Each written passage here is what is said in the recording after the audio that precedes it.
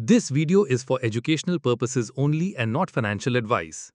किसी भी investment decision लेने से पहले अपने फाइनेंशियल एडवाइजर से सलाह लेना जरूरी है। नमस्ते दोस्तों, मैं हूं विक्रम और आप देख रहे हैं मार्केट टॉक्स विद विक्रम, जहां हम पैसे की बात करते हैं मगर समझदारी के साथ।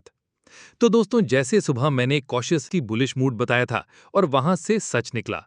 पूरे दिन तेजी का बायस बनी रही, सब सेक्टर्स में बाइंग दिखाई दी और ओवरऑल सेंटिमेंट स्ट्रांग था। मार्केट आज कॉशियसली बुलिश से ज्यादा प्योर बुलिश निकला।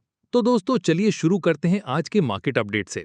आज मार्केट का ओवरऑल हाल कैसा रहा, क्या वजह बनी आज की थोड़ी तेजी की, कौन से स्टॉक्स ने टॉप परफॉर्मेंस दी और कौन से रहे नीचे, ये सब आज हम डिटेल में डिस्कस करेंगे। अगर आप स्टॉक मार्केट में नए हैं या सोच रहे हैं शुरुआत करने की, तो मेरी special learn stock market zero to hero series जरूर देखें। लिंक डिस्क्रिप्शन में दिया है। बिगिनर्स के लिए ये बहुत हेल्पफुल रहेगी। और हाँ, अगर आप पहली बार आए हैं तो चैनल को सब्सक्राइब करना मत भूलना, क्योंकि यहाँ आपको हर दिन प्री मार्केट से लेकर मार्केट क्लोज तक डिटेल्ड एनालिसिस मिलेगा, जो हर ट्रेडर और इन्वेस्टर के लिए वैल्यूएबल है। अब बात करते हैं आज के मार्केट की बड़ी तस्वीर की। कल का बाजार प्रेशर में था, लेकिन आज का मूड पूरी तरह बदला हुआ था। शुरुआत से ही बायर्स का कॉन्फिडेंस दिखा और इंडाइसेस ने पूरे दिन अपना मोमेंटम बनाए रखा। सेंसेक्स 80,539.91 पर क्लोज हुआ, लगभग 304 पॉइंट्स की तेजी के साथ। निफ्टी ने 24,619.35 का लेवल कैप्चर किया, 131 पॉइंट्स ऊपर जाके।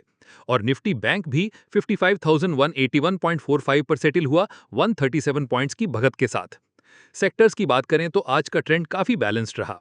Auto, pharma, metals, oil and gas, IT और मीडिया ग्रीन जोन में रहे, जबकि बैंक, रियल्टी, एफएमसीजी और कंज्यूमर ड्यूरेबल्स में थोड़ी सॉफ्टनेस थी। कहीं कहीं प्रॉफिट बुकिंग हुई, लेकिन बायर्स ने हर डिप पे कंट्रोल ले लिया। Overall sentiment mild to moderately positive था, ना एक्सट्रीम तेजी ना न्यूट्रल, बस एक स्टेडी और कॉन्फिडेंट अपटिक जो पूरे दिन चलती रही। आज मार्केट ने एकदम पॉजिटिव मूड दिखाया और इसके पीछे काफी इंटरेस्टिंग फैक्टर्स काम कर रहे थे। सबसे पहले ग्लोबल साइड से एक बड़ी गुड न्यूज आई। यूएस का लेटेस्ट इन्फ्लेशन डेटा काफी सॉफ्ट निकला। इससे फेड रिजर्व के रेट कट की प्रोबेबिलिटी 86% से बढ़कर सीधा 94% हो गई। मतलब इन्वेस्टर्स को लग रहा है कि ग्लोबल लिक्विडिटी और सपोर्टिव पॉलिसीज के चांसेस बढ़ गए हैं और इसका सीधा बेनिफिट इमर्जिंग मार्केट्स जैसे इंडिया को मिल रहा है। इस ऑप्टिमिज्म का असर एशिया भर में दिखा। एशियन मार्केट्स भी ब्रॉडली ग्रीन जोन में थे। ग्लोबल सेंटिमेंट का ओवरऑल टोन पॉजिटिव रहा, जिससे हमारे डोमेस्टिक मार्केट्स में भी एक अच्छा पुश मिला। अब डोमेस्टिक फ्रंट की बात करें तो यहां भी एक काफी सॉलिड न्यूज ने मोमेंटम को फ्यूल किया। इंडिया का रिटेल इन्फ्लेशन जुलाई में गिरकर 8 इयर्स के लो 1.55% पर आ गया। ये आरबीआई के 2 से 6% के कंफर्ट जोन से भी नीचे है, जो इन्वेस्टर्स के लिए एक बहुत पॉजिटिव सिग्नल है। इसका मतलब है कि आरबीआई को मॉनेटरी पॉलिसी में एग्रेसिव रहने की जरूरत नहीं होगी और ग्रोथ ओरिएंटेड स्टांस मेंटेन किया जा सकता है। सेक्टर वाइज देखा जाए तो रैली ब्रॉड बेस थी। ऑटो, मेटल, फार्मा, फाइनेंशियल्स और स्मॉल और मिड कैप स्टॉक्स ने मिलकर मोमेंटम को सस्टेन किया। मतलब आज का दिन सिर्फ एक दो सेक्टर्स की वजह से नहीं, बल्कि पूरे मार्केट के कोऑर्डिनेटेड मूव का रिजल्ट था।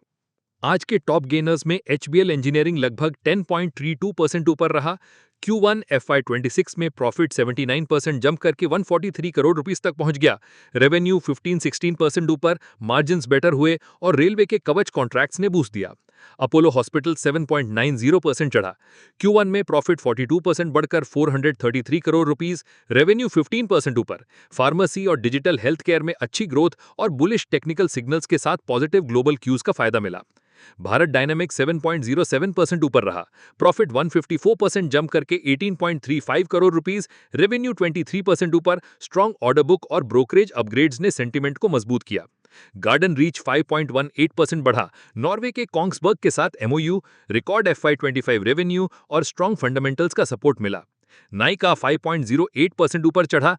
प्रॉफिट 79% बढ़कर 24 करोड़ रुपीस, रेवेन्यू 23% ऊपर। प्रीमियम ब्रांड एक्सपेंशन और ब्रोकरेजेस के बुलिश ट्रांस ने स्टॉक को लिफ्ट दिया। आज के मार्केट में कुछ स्टॉक्स ने जबरदस्त रैली दिखाई तो कुछ में हेवी गिरावट देखने को मिली।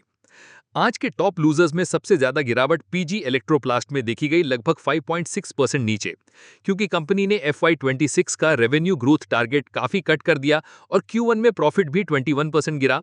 प्रमोटर स्टेक में गिरावट ने भी सेंटिमेंट को वीक किया। SJVN लगभग 4.63% गिरा। Q4 में ₹127.6 करोड़ का लॉस और 36% YOY प्रॉफिट डिक्लाइन के बाद। वारे एनर्जीज भी 4.63% नीचे आया। US solar cell dumping probe और पॉलिसी रिस्क न्यूज के बाद। सुज़लोन एनर्जी में भी 4.37% की गिरावट प्रॉफिट बुकिंग और मोतीलाल ओसवाल के शॉर्ट टर्म नेगेटिव आउटलुक की वजह से despite strong fundamentals. Oil India लगभग 4.26% गिरा, स्ट्रॉन्ग Q1 रिजल्ट्स के बावजूद वीक टेक्निकल सेटअप और सेक्टर अंडर परफॉर्मेंस के चलते। अगर सेक्टर परफॉर्मेंस की बात करें तो आज का sector performance broad base positive रहा। Auto, pharma, metals, oil and gas, IT और मीडिया ने गेन्स दिखाए, जबकि बैंक, रियल्टी, एफएमसीजी और कंज्यूमर ड्यूरेबल्स में हल्का प्रेशर था। ओवरऑल ब्रेड्थ सपोर्टिव रही और बायर्स हर डिप पर एक्टिव रहे। समरी, आज बाजार ने कल के प्रेशर से निकलते हुए एक सॉलिड रिकवरी दिखाई। शुरुआत से ही बायर्स का कॉन्फिडेंस बना रहा। सेंसेक्स, निफ्टी और निफ्टी बैंक तेजी के साथ बंद हुए। सेक्टर परफॉर्मेंस ब्रॉडली पॉजिटिव रहा, जहां auto, pharma, metals, oil and gas, IT और मीडिया ग्रीन जोन में रहे। ग्लोबल लेवल पर सॉफ्ट यूएस इन्फ्लेशन डेटा और फेड रेट कट की बढ़ी हुई प्रोबेबिलिटी ने सेंटिमेंट को बूस्ट किया, जबकि डोमेस्टिक फ्रंट पर रिटेल इन्फ्लेशन का 8 ईयर्स लो 1.55% पर आना एक बड़ी पॉजिटिव न्यूज रही। रैली ब्रॉड बेस थी। टॉप गेनर्स में HBL engineering, Apollo hospitals, Bharat dynamics, garden reach और नायका शामिल रहे, जबकि पीजी इलेक्ट्रोप्लास्ट, एसजेवीएन, वारे एनर्जीज, सुज़लॉन एनर्जी और ऑयल इंडिया में गिरावट देखी गई। ओवरऑल मार्केट टोन स्टेडी और कॉन्फिडेंट बाइंग का था, जो पूरे दिन मेंटेन रहा।